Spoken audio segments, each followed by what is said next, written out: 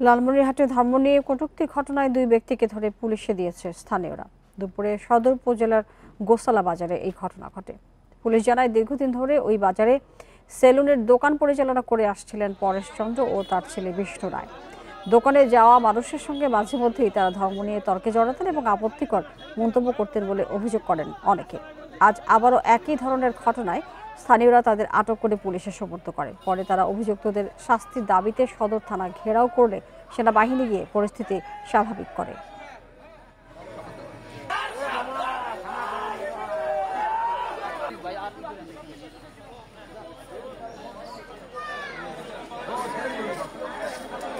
আপনি যখন এখানে থানা ঘেরাও করে দিয়েছেন একই সাথে পুরো জেলাতে কিন্তু